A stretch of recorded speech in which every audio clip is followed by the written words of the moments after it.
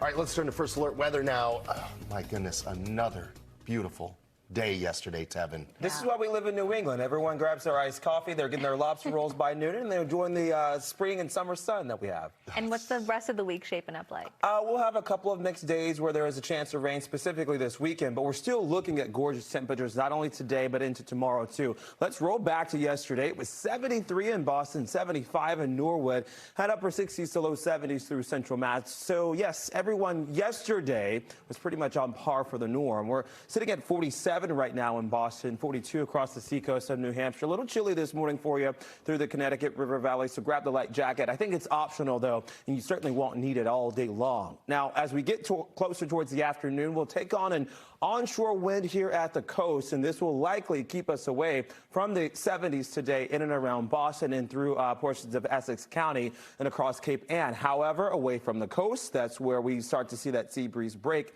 especially outside of 90 and 495, 75 in Worcester today.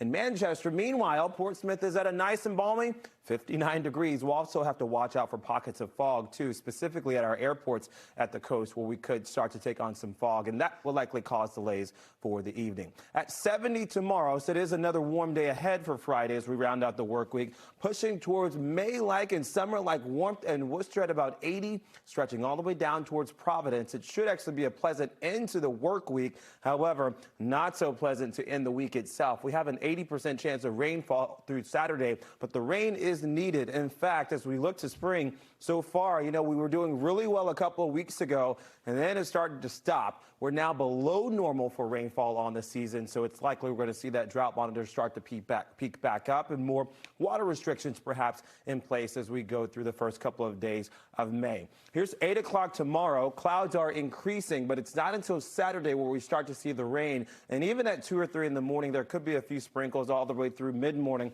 But I think the bulk of this should start to appear right around 2 to 3 in the afternoon and then become more widespread for the evening and the overnight hours. So the system now looks like it will likely be a little bit more delayed, which is not as good for those of you with plans for Saturday evening. However, on the other side of the rainfall, as we go through next Monday and Tuesday, ample warmth is on the way. I'd call this May-like, but next week, May does start, so we'll call it an early push of summer-like warmth through next Tuesday, Wednesday, and perhaps even into next Thursday, where highs are right around 75 to, yes, 80 degrees.